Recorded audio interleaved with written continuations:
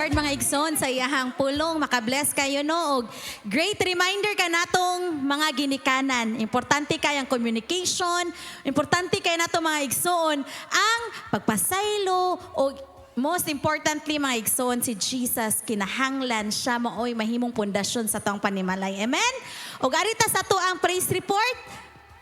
Kinsa man ang muuna mga igsoon paghatag o si Sister Honey atong hatagan ng masipang pakpak. May gabi sa tanan, pasalamat ko sa Ginoo na nangaayo nami og napakoy gamay ng ubo og siri pero gamay na lang kaayo. Nya mga 2 weeks 2 weeks na kapin no.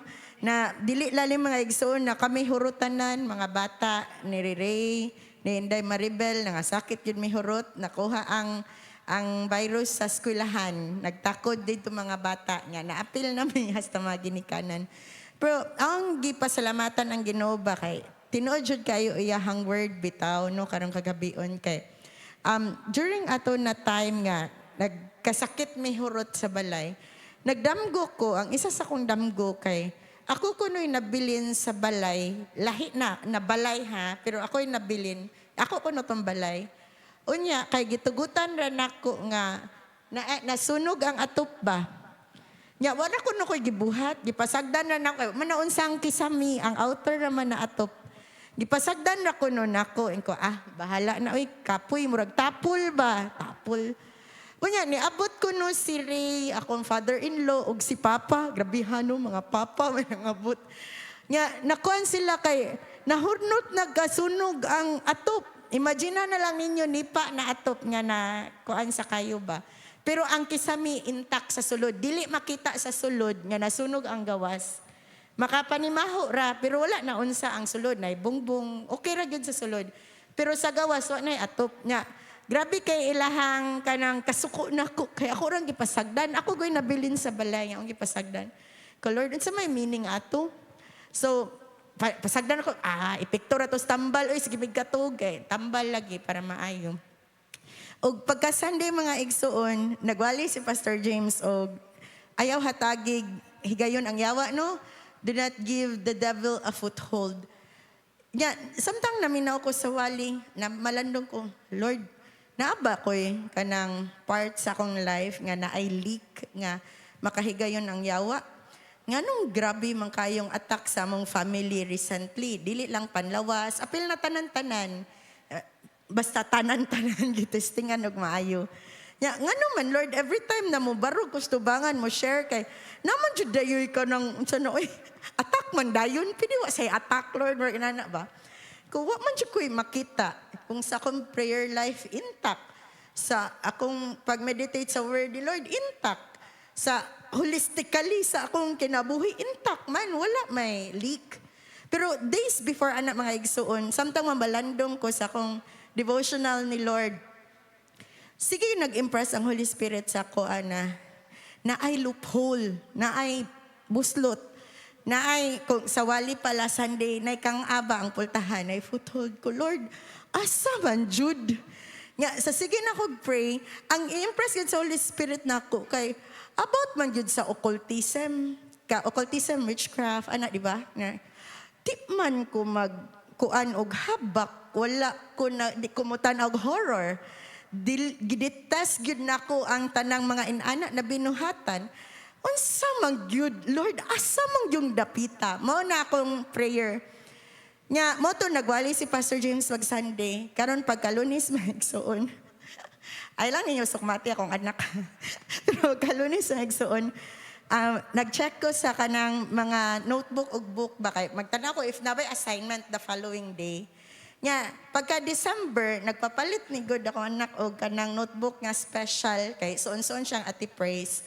Na mag-doodle siya ba, mag-scrapbook ba? Na sticker, na drawing, iyahang mga ideas na maghimo siya inana, mga inana ba, mga concepts. Nga, gipasagdan na ako, pero pagka Lunes, mga igsuon, na holy anger, good ang inahan. Butang na holy dragon, holy anger. Nasuko jud ko kay pagtanaw na ko sa mga pages, mga drawing na demonic. Ug ako siyang pertigyon sa ko agin ako di ko kapugong sa akong kasuko na ako siyang kanang naman siya sa sala. Nako sa may kananan, nag-arrange siya libro. Unsa man ni? Nga, mga demons maning gipang drawing. Nga to think ko ako na tudloi. Wa jud na ako tudloi. Gani, tanan akong gitudlo kay Pangginoo. Nganong naay inon ato. Sa iyang kasuko nga nang hilabot ko. Tiadto sa kwarto. Ug nang lock. Pero naman si ate na. Si Lian dito sa kwarto. Nya, ang akong gibuhat mga igsuon, kaysa kong ka-guilty ni Lord na, halang anong wala man ko kabantay, ani? Ako bagay nagpalit sa notebook, ako'y tigarin sa bag. Nya, pasagdanan ako kay na may suwat na, sana, dab-dab stuff, mga inana ba? Nya, akong gi-respect ang privacy, pero kato, wa, jud, ablihan jud ako. Daghan jud kay mga igsuon, nya, nag-uol jud kog maayo. Nga, ang gibuhat, nagkuha kog kaha, nga daan. Ang gida sa gawas, ang gidauban ang kaha. Di ba ito? Ang katong mga pages, ang gilaksi, ang mga night drawing demonic ba? Lain naman, irang as mama ba? Kanang abi ni mo, sakto imong gibuhat, or imong gibuhat, ang sakto na buhaton. Pero nganong naamay loophole, naamay kang anya sa kinabuhi pagod sa kong anak. Nya, mo to kong gisunog sa gawas niya. Grabe akong paghinulsol sa Ginoo ba na Lord pasaylo ako. Nga nahitabo ni sulod sa mong panimalay na ikaw mong Ginoo pero lahi may laman sa kuan drawing. Meaning kung gidrawing na nana sa utok, di ba?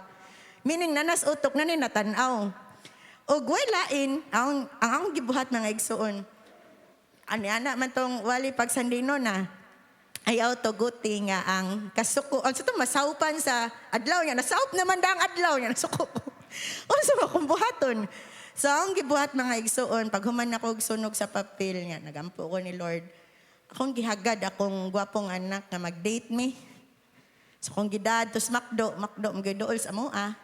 Nag-drive-thru me. Nga ako siyang gistorya. Kami rang duha. Siyempre, kung busog na ang bata, ngayon taga-ag ice cream, lipay na, maminaw na, no? Nga ako siyang gipasabot, nga unsay kabugaton ato ba? Nganong in ato akong reaksyon, nganong dili dapat inon ato, ug ko, na-adyo'y daghan kayong pwede drawingon. Mag-drawing kag nature, robot, or mga animals, nganong kana pa mga drawing, asa makakuha na? O ang iyang tubag mga igsuon, YouTube. YouTube. Therefore, dili jud ay kakumpiyansaan unsay i-consume sa bata ba sa ilang tanawon bitaw sa internet. Ug dako kay akong guilt anan dapita nga wa ko kabantay or pasagdaan ra ba pareha atong akong damgo bitaw na ang atok nga nasunog nasunog okay ra wa bitaw minaon sa sulod sa gawas ra bitaw ug dag-reflect to sa ako ang parenting. Nagpasalamat ko sa Ginoo na bisan pa man na inon ato na dakpan ba mintras bata pa bitaw kayo. Mintras dili pa dako kayo og impact ba gi-reveal ni Lord sa Holy Spirit. Di ko kakita katura gito na nakakita ko. Og mao to mga igsuon na akong gipabasag Bible para makabaw ang bata nga asa man igikang mama yang gitudlo nako. So every time mo may ko niya akong pabasahon sa Bible na anak o about anger management, about kanang unsay i-feel nimo sa imong mind, whatever is pure, whatever is noble. So, muna nagpasalamat ko sa Ginoo na nahimo siyang avenue nga maka one-on-one talk ko sa akong anak na nagibuot. Nya, following day akong gipalitag bagong notebook lipay kay siya. Yan na pong gidrawingan pero karon mga manok na gidrawing sa notebook. Unya, mga igsoon, pagkagabihan ng Lunes, pagka-Lunes man ito nahitabo, no? Pagkagabihan ng Lunes, may so nagdamgo na sad ko.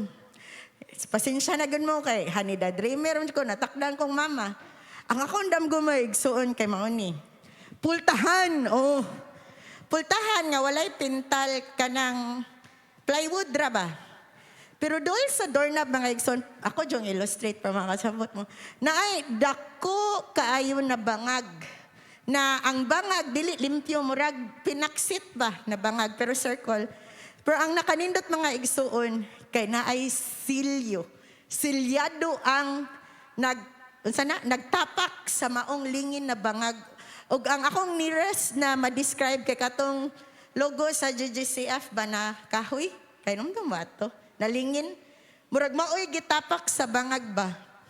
Unya, ang sunod na scene, bali sirado ang pultahan na naitapak ang katumbangag dool sa doorknob.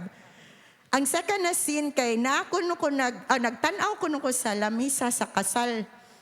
Unya, naana ang invitation, nadirang invitation letter na yung mga char dira anak mo ginano sa kanang nana ang plato ug naa ang espada. Ya, kanang pang kuan ba? Na pang knight in shining armor, na panggubat. Ya pagmata na ko maigsoon na kanak ko, Lord, salamat kaayo kay ang confirmation nga ang loophole sa among panimalay natapakan na gyud, nasirad-an na gyud ug tuara gyud sa notebook sa kumbata.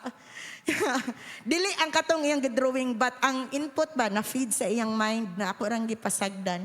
Pasalamat ko sa Ginoo na naay confirmation nga nasirad-an na ang foothold na ako'y kalibutan. Siyempre, kung ang bangag dool sa doorknob, makaabli jud siya no, sa lock sa luyo. O karon natapakan na pasalamat ko sa Ginoo ana na yang gi-reveal, yang gitudloan unsaon pag-address. And ang espada mga igsoon sa katong dream is ang word of God gyud di ay, no, ang atong pambato. Labi na magkuanta sa tong anak no, magmaymay ta or magtambag or magbadlong. Pulong sa Ginoo atong gamiton mga igsoon kay kita masipyat-sipyat man ta. Pero ang pulong sa Ginoo infallible, perfect. Walay sayop sa pulong sa Ginoo mo na kamatuoran. Mo na akong pagipasalamatan ng Ginoo himaya og dungog iyahara gyud. Praise the Lord mga igsoon. O kinsa man ang musunod mga igsoon sa paghatag og praise report? Si Brother Kaloy.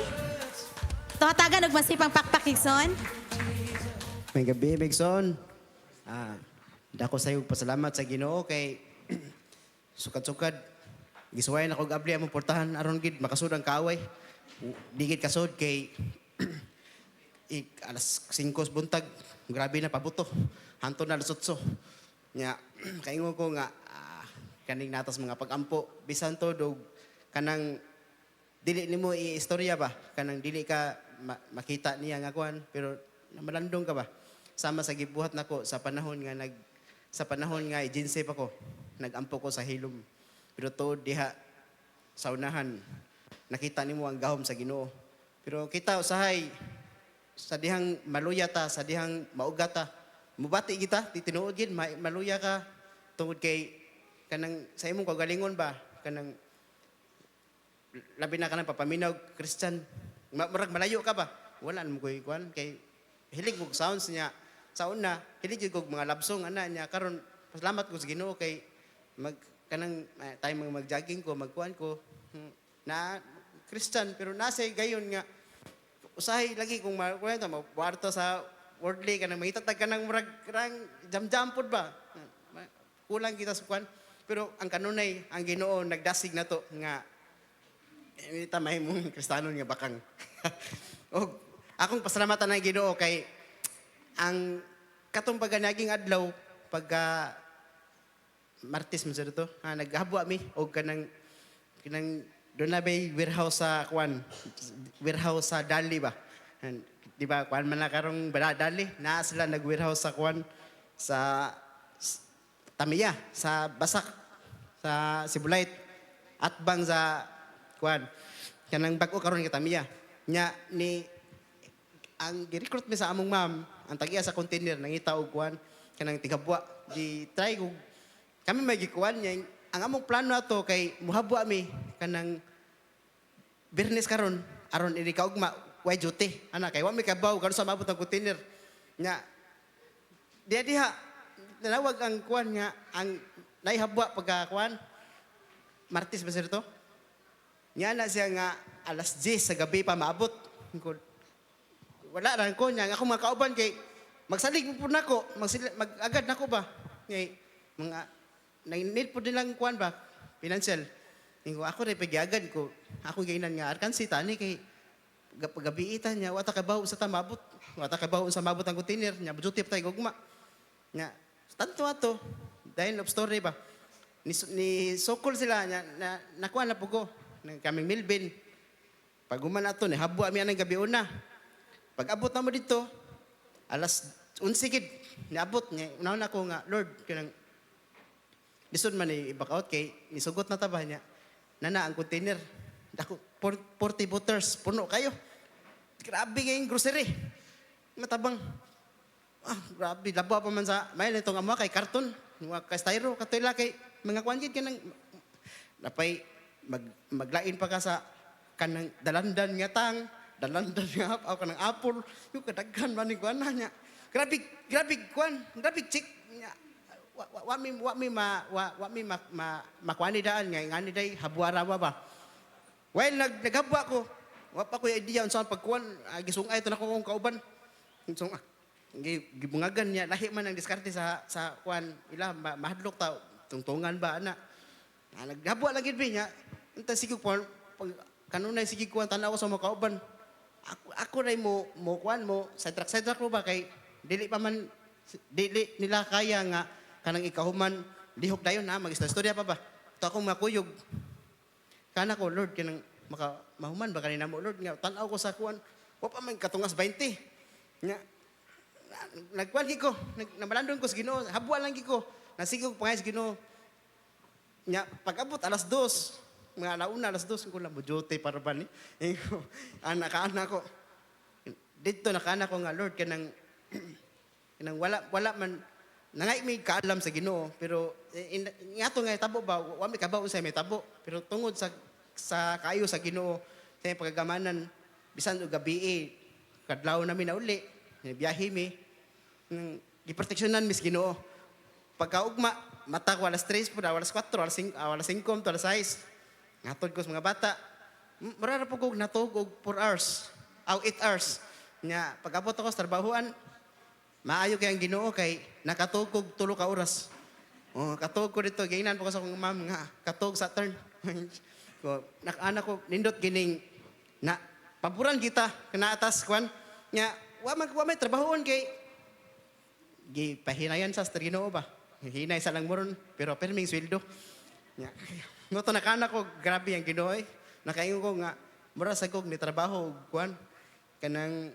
ni trabaho kog buntag ni trabaho kog kadlawon to nakaingon ko nga Lord bisan paday og kanang asa tano makadlawon man og makuan di gid ta magsalig sa atong kaugalingon muampo kita bisag wala kay gibasa nga kuan importante nga nakay intong ni pastora nga communicate ba dili lang kay ang communicate dili ba na sa kay sa tao ra communicate ka ni Jesus bisag nakakasud sa langob ako gyud pasalamatan ang Ginoo kay ang tanan gid diha gid kaniya og ay kaduhan akong pasalamatan pasalamat ug dako sa Ginoo kay January na lang tama ng among styro pull out na tanan girisa na karton niya na nay hugon-hugon nga kanang motaktak sila ng agency niya una na ko Lord wa koy og mataktak ng gali wa po regular wa po ta kasiguro og mataktak ng gali ko una na po ko ba mataktak ng gali ko kay ni maari man kuno to ang among supervisor dito nga akong gihilot dito sa Japan tulo ka dagkong ranggo dito sa Japan akong gihilot niya ug interviewon ko matubag ko ug mga hired lang sales ako sales ko kaya ra ana ako gyud tabagon